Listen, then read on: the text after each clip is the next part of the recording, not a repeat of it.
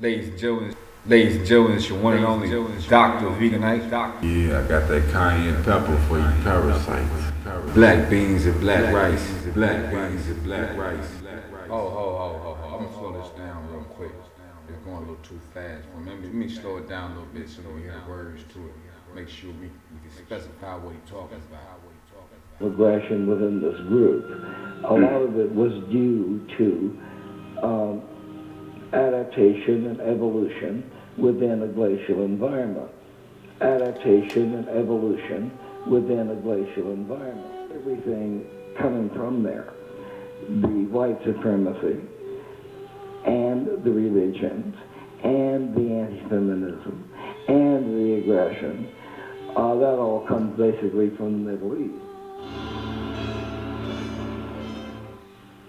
The essence of this, though, is a curse in the Talmud against black people with their shamefully, black males, with their shamefully large sex organs.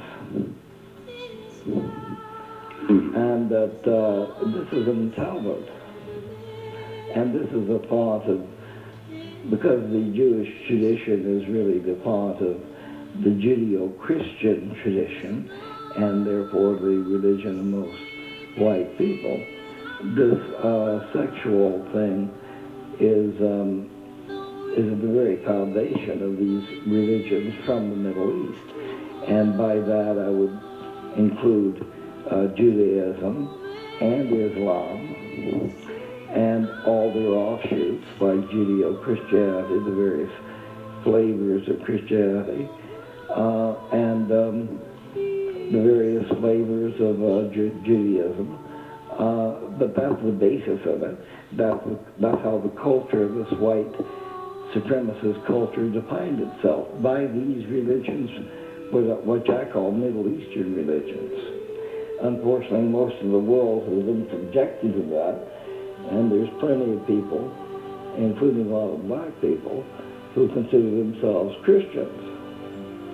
And how any black person can really see much in Christianity beats me, but they seem to do it. I wanted to point out, it is my view, in terms of religion, the system of white supremacy is a religion. And I define religion as a strong set of beliefs backed by action. Do you think that would be correct to say that white supremacy is a religion? Well, I don't know about that, but it's certainly an opinion. But I would like to say to you that the religions developed by white people have all been racist. Maybe we're both saying the same thing, but from different ends of the argument. Look, there's a whole lot of evidence that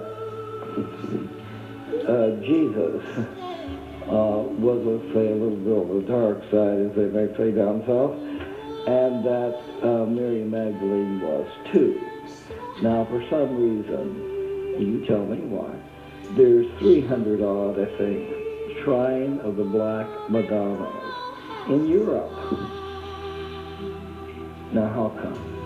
Cleopatra, who was involved in all this as well,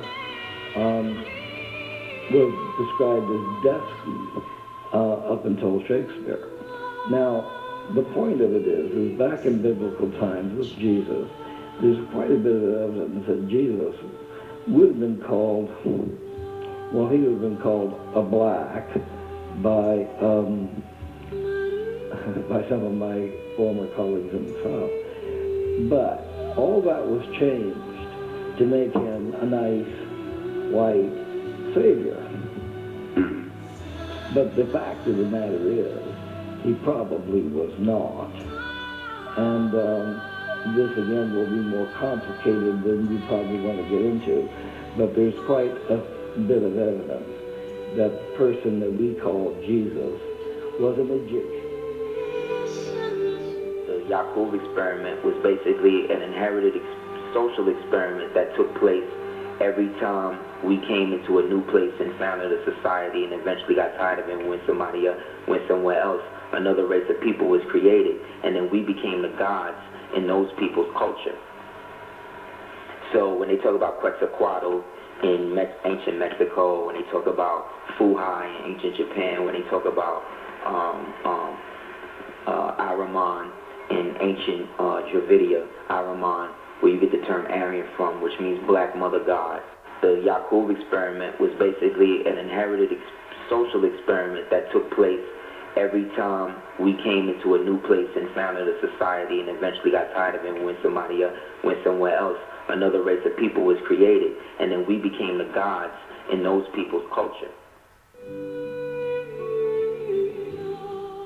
When we look at Caucasian people, what we're looking at is an antimatter version of ourselves. We're looking at the version of ourselves without the properties of creation that created us.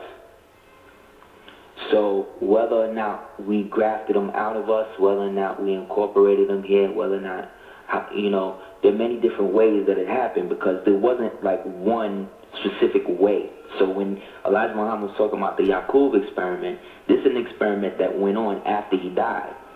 Because when you read the 120 and all that, it says that he lived to be 150, I believe, or either 120 or 150, and then the doctors, ministers, and nurses kept the procedure going after he lived.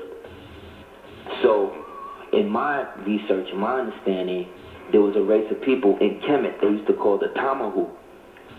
This can be verified in a book called The Golden Age of the Moor by Ivan Van Sertima. I believe it's page 149, but you can look in the index and type in look up Tamahu. And the Tamahu means created white people, basically. And basically what they were saying in Kemet was that our problem started when we created these people and we just let them be out here. You know what I mean?